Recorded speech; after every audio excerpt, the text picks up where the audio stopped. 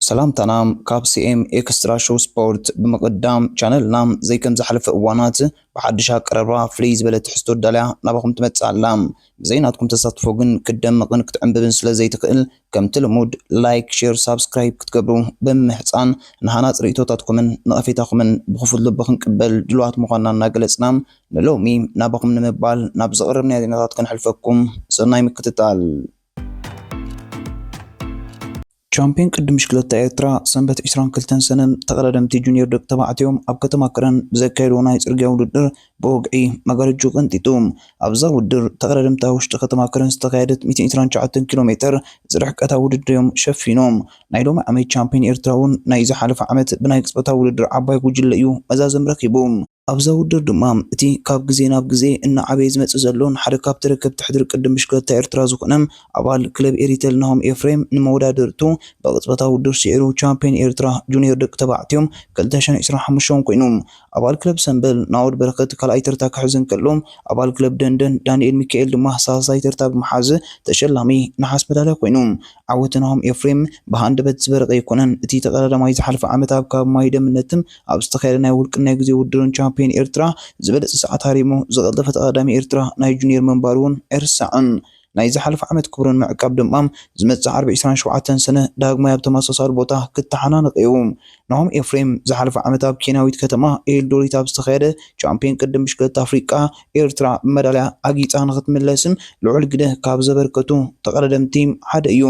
ፈዚ ኣብ ናይ ፅርግያ ውድድር ቻምፒዮን ኣፍሪቃ ካልኣይ ተርታ ብምሓዝ ብሩር መዳልያ ክሽለም እንከሎም ኣብ ናይ ግዜ ውድድር ድማ ሳልሳይ ተርታ ብምሓዝ ነሓስ መዳልያ ኣቲሩ ናሆም ኤፍሬም ቻምፒዮን ኤርትራ ጁኒየር ናይዚ ዓመት ምዃኑ ስዒቡ ድማ ዓመት ሙሉ ኣብ ዘካየዶም ናይ ጁኒየር ውድዳት ብባንዴራ ኤርትራ ዝወቀበት ማልያ ለቢሱ ክወዳደር እዩ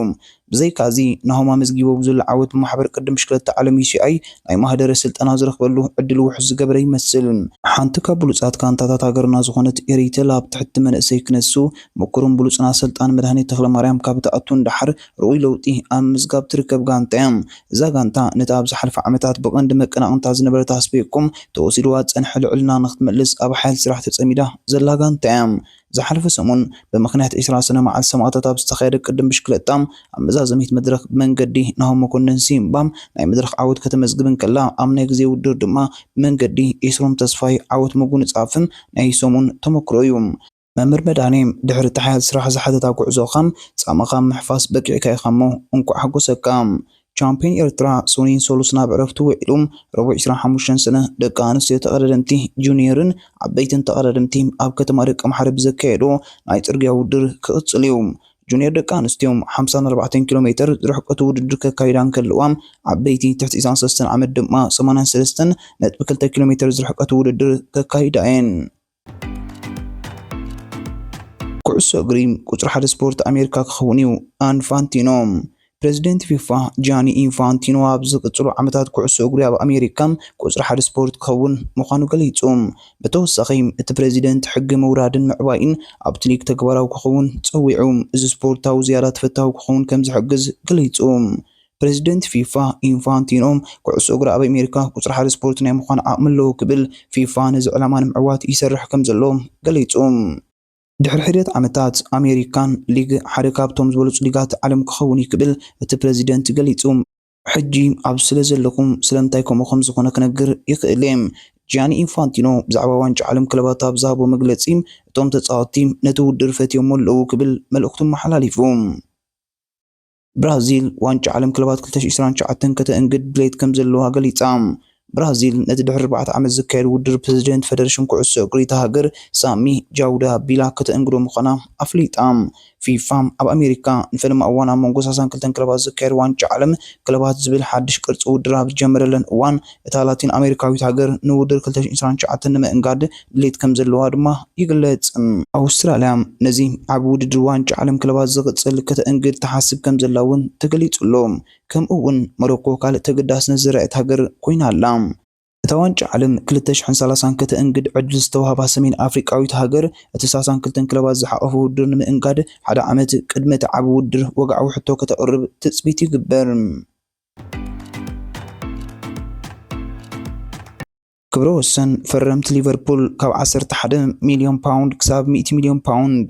ክለብ ሊቨርፑል ንሓደ ተጻዋታይ ብዙሕ ገንዘብ ብምውጻእ ዘይትፍለጥ ኮይና ተጻዋታይ ከተፈርም ኣብ ዘለየትሉ እዋን ባንክ ክሰብር ግን ኣይትፈርሕን እያ። ነዚ ድማ ንፍሎሪያን ዊርትዝ ንምፍራም ኣርእያ ቀያሕት ካብ 2000 ጀሚራ 7 ግዜ ክብረ ወሰን ምስጋር እታ ክለብ ሰቢራ።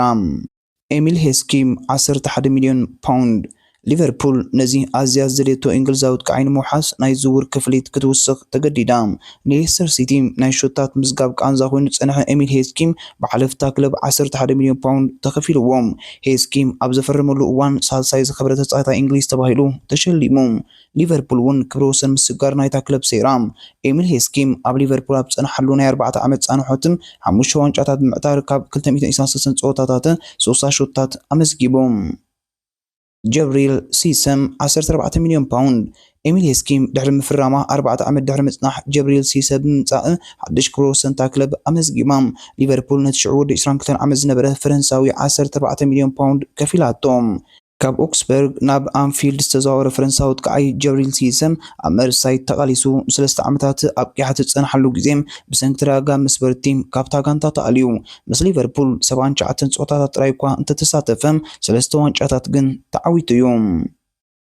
ፈርናንዶ ቶረስ 20 ሚልዮን ፓውንድ ደገፍቲ ሊቨርፑል ነዛ ቀለቡ ብዙሓት ክለባት ሰሓብ እስጳኛዊ ተቃዓይ ምሰፈረምዎም ካብ መጠን ላዕሊ ተሓጒሶም። ፈርናንዶ ቶረስ ብደገፍቲ ሊቨርፑል ኣብዚ ዝፍቶን ካብታ ክለብ ክወፅእ ትፅቢት ዘይተገበረሉን ተጻዋታይ ነይሩ።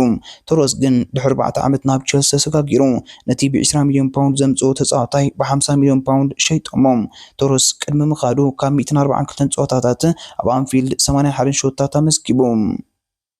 አንዲ ካሮል 35 ሚልዮን ፓውንድ ሊቨርፑል ንኒውካስል ንአንዲ ካሮል 35 ሚልዮን ፓውንድ ከፊላ ንኣጥቃዓይ አንዲ ካሮል ድማ ኣፈሪማ።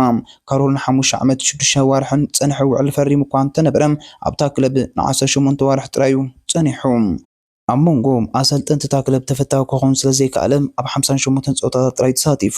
11 ሾታት ድሕሪ ምዝጋቡ ካብታ ክለብ ክወጽእ ተገዲዱ። ናቢ ኬይታ 48 ሚልዮን ፓውንድ ሊቨርፑል ንመጀመርያ ግዜ ካብ ኣጥቃዓይ ፍርቂ ወፃን ዝኾነ ተጻዋታይ ክብረ ወሰን ሰበረ። ናይ ዝውውር ክፍሊት ብምክያድ ንግዝያዊ ኣካፋሊ ናቢ ኬይታ ካብ አርቢ ላይፕዚግ ብ48 ሚልዮን ፓውንድ ኣፈሪማቶም። እዚ በቐንዱ ቤርገን ክሎብ ዘምጽኦ ካፋሊ መስበርቲ ተሃስዩ ቋሚ ብቑዕ ጸወታ ክርኢ ከኣለን ኣብ ሪድስ ን5 ዓመታት ድሕሪ ምጽናሕ 129 ጸወታታት ተካይዱ ኣብታ ክለብ ኣብ ጸንሐሉ እዋን 7 ዋንጫታት ብምዕታር ኣብ መወዳእታ ውዕሉ ቅድሚ ምውድኡ። ቨርጂል ቫን ዳይክ 75 ሚልዮን ፓውንድ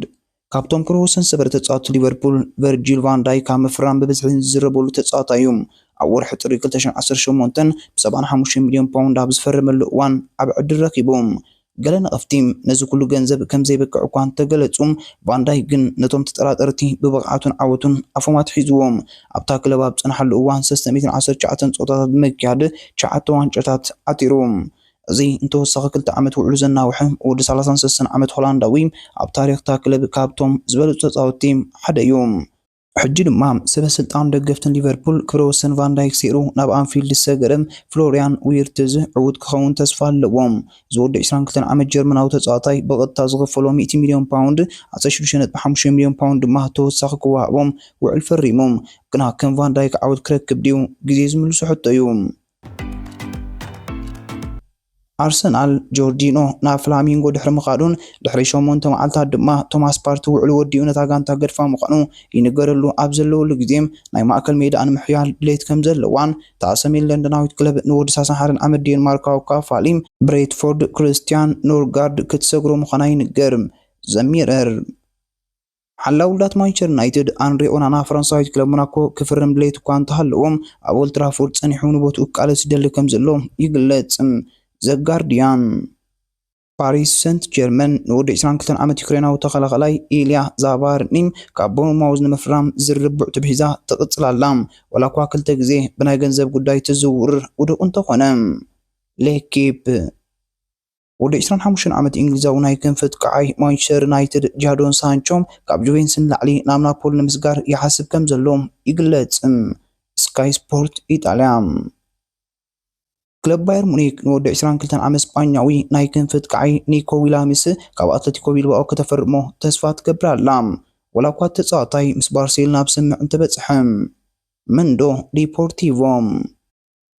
ወዲ 27 ዓመታት ከዓይ ማንቸስተር ዩናይትድ ማርኮስ ራሽፎርድ ባርሴሎና ንዊሊያምስ ንምፍራም ቀሪባ እኳ እንተሃለወትም ናብ ባርሴሎና ናይ ምስጋር ድሌቱ ተስፋ ከም ዘይቆረፀም ይግለጽ።